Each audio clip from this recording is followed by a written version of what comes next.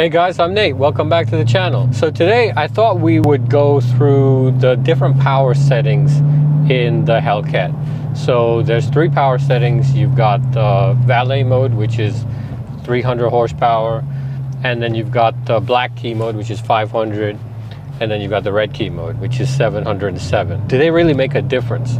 That's kind of what I wanted to look at, because the 500 horsepower mode, if you think about it, that's very similar to what you would get in a Scat Pack.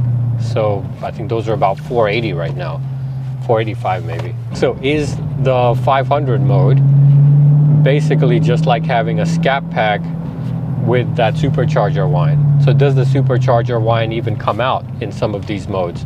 Well, let's find out. Thank you for indicating.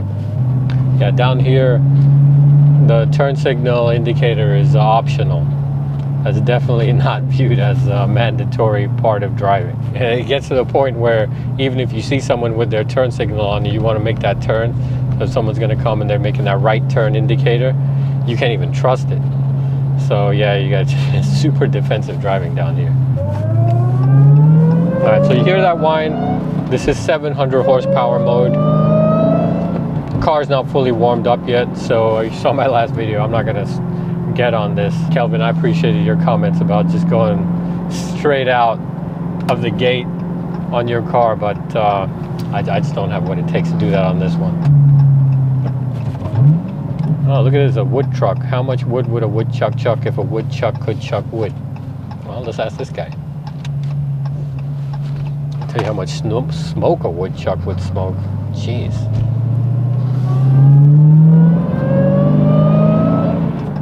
So if you saw my video on the 10 dirty secrets about Challengers, one thing I went into that was if the SXT really, you know, sucks in terms of power. And so in order to simulate that, I put this car into valet mode. And putting it in valet mode, to me, it seemed like it had a decent amount of power. It didn't feel slow by any means. It definitely didn't feel Hellcat fast, but this is like bonkers anyways. But it didn't feel slow, and I even got some wheel spin launching in valet mode, which, yeah, I guess on a manual car, you can get the revs up that much where you kind of wheel spin anything. I had a buddy that wheel spun in a Corolla back in the day. So anyway, so right now we're in full power mode, red key, 700 horsepower. So let's kind of, you know, let me see if I get some opening here and we can do a pull. Minivan is flying, so let's go behind this guy. All right, so here we are. Wow, guys, I need gas. So we're here in 4th gear. I'm gonna slam it into 3rd and we'll do a quick pull here.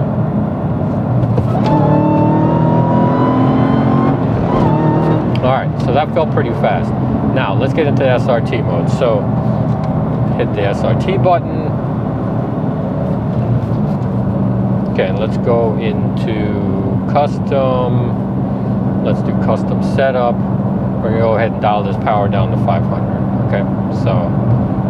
Okay, so I'm not going to use the gas pedal. Let's do 500. All right, we're in 500 horsepower mode. All right. So custom street. What was default? Default was street sport. Just to be scientific, let's go ahead and set custom to sport suspension. So we should have the same settings. All right, so we do. All right, so here we go. So let me get back into 4th. Now let's do the same thing here, right? Downshift to 3rd floor.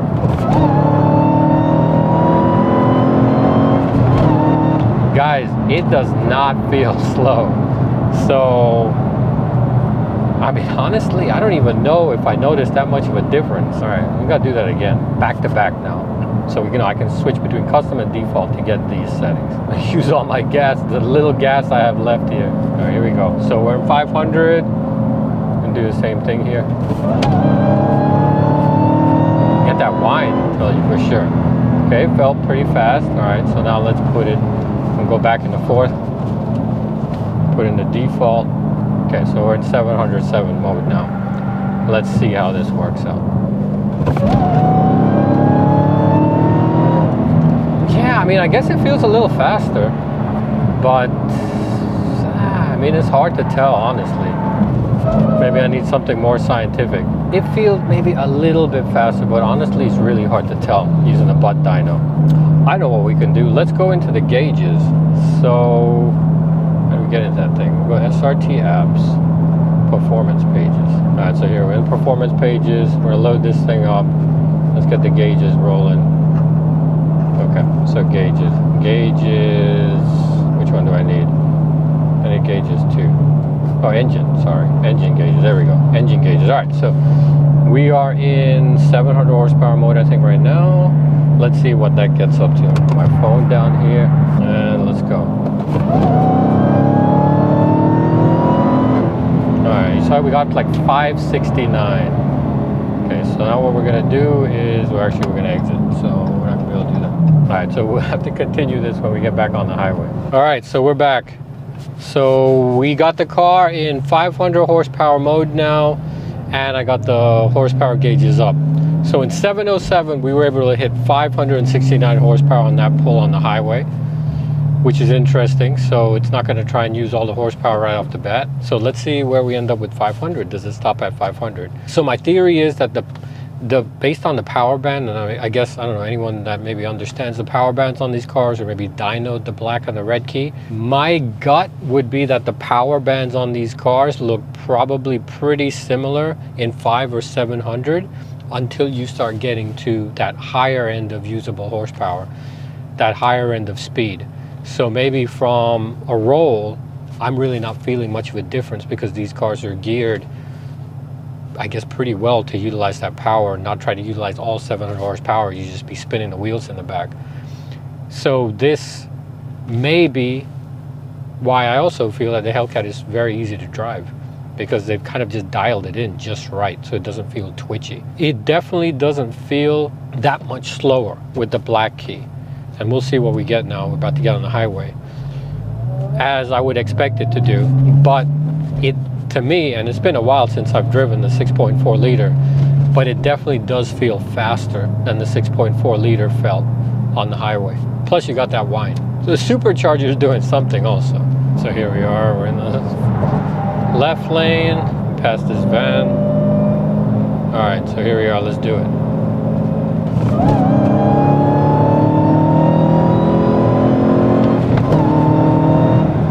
So actually, you notice I didn't really get, I got to maybe 400 and something horsepower there.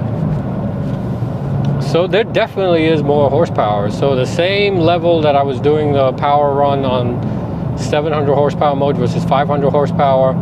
In 700 horsepower mode, I was getting like 569 horsepower on this screen. In 500 horsepower, I was getting to mid 400s. So it's about 100 horsepower difference. So I mean, the numbers are there, unless these numbers are somehow wrong. I guess my butt dyno needs to be recalibrated. So there you go, there's definitely a horsepower increase. It just, yeah, like I said, it just doesn't feel slow. You know, 100 horsepower is a lot. That's almost, was it 20% of the power? And it doesn't feel like, it just doesn't feel like, let's try it again. Butt dyno test. So here I'm in fourth, switching to third, let's do it. Yeah, guys, it feels fast. It feels fast, I'm telling you. We'll put this thing back. It'll take forever to get into these SRT pages, but let's put this thing back in 700. So we're going to default. Now I'm in 700 horsepower mode. Let's go back into performance pages. Oh, wow, look at that. I guess it cached it or something, so it loaded right up. Run out of gas on this test. All right, so here we are in the engine screen. Now the challenge is going to be finding some open space here. So yeah, my theory was that this thing was basically just kind of giving you all that power, same power band up until you kind of get at a high level, but that theory seems to have kind of been squashed by the fact that we were seeing those 100 horsepower different numbers here on the gauges. So we'll try another 700 horsepower run here and see kind of how that goes. Get a little bit of opening here, let's see. This got to be my last run, I'm almost out of gas. Okay, let's go.